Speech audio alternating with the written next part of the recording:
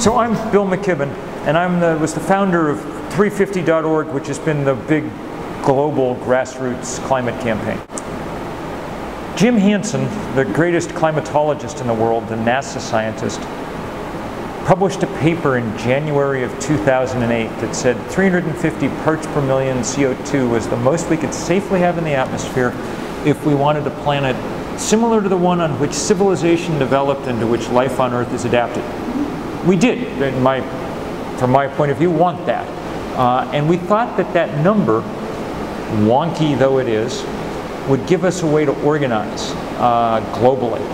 Because Arabic numerals are the one thing that leap across the linguistic boundaries that otherwise divide us. And so that's why we started trying to organize around 350.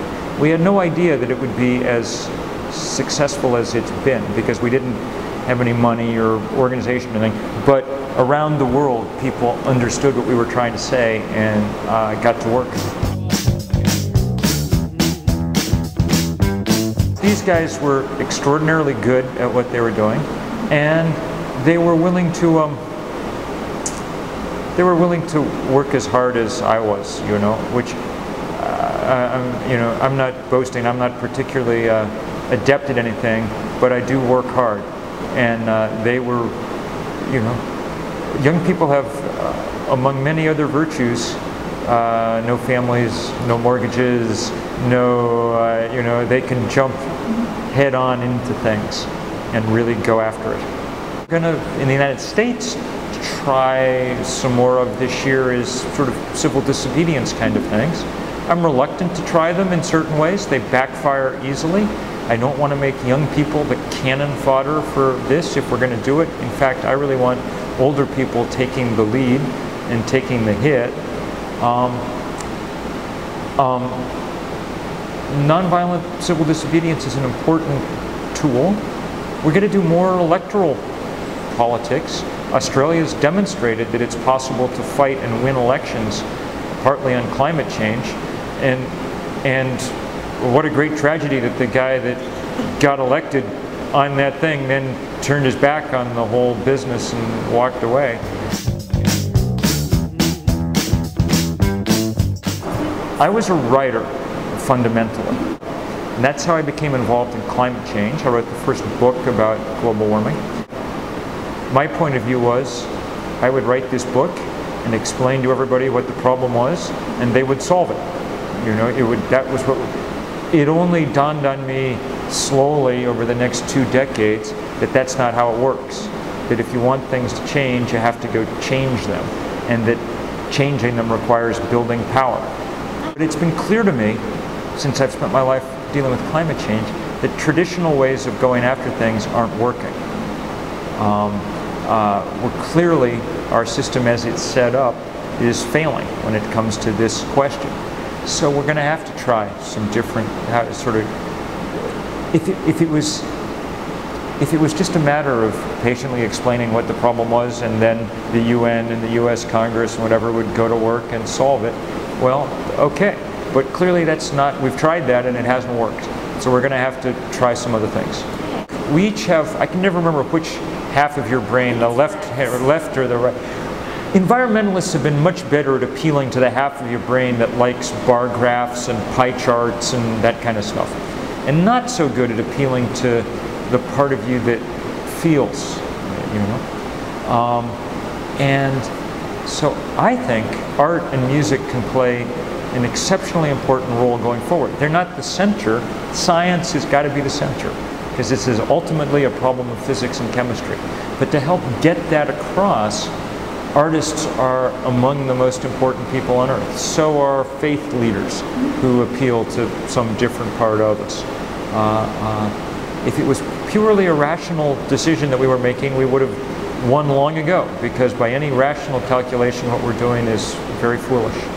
We've got to do many different things. I think that the entire, I think we've got to throw a lot of different things against the wall and see what sticks. I think we've got to try, and some of them won't work, and that's all right. You know, we got to do a lot of different things. We got to continue to put economic pressure where we can. There are a lot of different techniques and movements have to make use of all of them.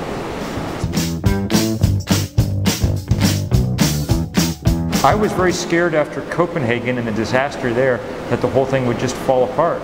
I was reluctant to schedule this big global work party that we did in October. But what the hell, it turned out to be bigger than the thing we'd done the year before. I think there's a lot of people who just are starting to understand that we're going to have to take this, that we really just can't depend on these guys to do it because they're not doing it. We're going to have to build a force to push them. So hopefully it heartens us, but I could understand why it would dishearten people and make them walk away. I think at this COP, the best we can do is try to keep the process stumbling forward in some fashion or another. You know, it's like watching somebody wobble back and forth on a bicycle, you know. You want to just, if we push hard, maybe we can get them just enough so they don't actually fall on their head. I don't think there's any chance we're going to get it moving in a streamlined and, you know, easy way coming out of Cancun.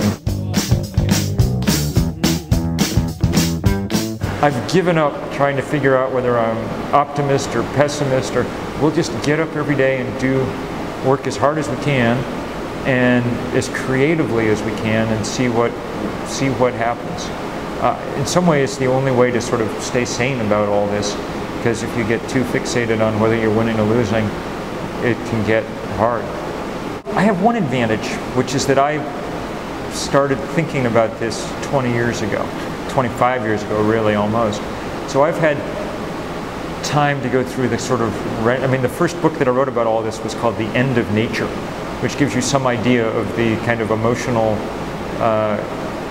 angst that I was dealing with and have largely dealt with, you know. Not completely. Anybody who has children or anyone, you know, I mean, it's still wrenching to think about, but at some level I'm a little immunized. For me, the great pleasure comes, the thing that keeps me going, is looking at people around the world stepping up. And we now have, I think in the last 2 years at 350, we've organized now going on 14,000 demonstrations and actions and work parties around the world. And there are pictures of most of those in our Flickr account. And what they show is a world doing its best to take this on. And interestingly, most of the people in those pictures don't fit the stereotype of an environmentalist. They're mostly not rich white people with nothing better to do. We don't know how it's going to come out, and it's still within our power to dramatically influence the ending of this story. There may come a time when that's no longer true. There may come a time when the scientists just say, look, you waited too long, we're past some tipping points, we're not. At which point, you know, I'm not a masochist. I'll go home and, you know, and sit on the porch and drink whiskey and smoke cigars and, you know, tell tales of the old days or whatever. But we haven't gotten there yet. There's still fighting to be done usefully. And as long as there is, it seems like a kind of moral obligation to keep trying to do it. We hope you enjoy your stay. It's good to have you with us, even if it's just for the day.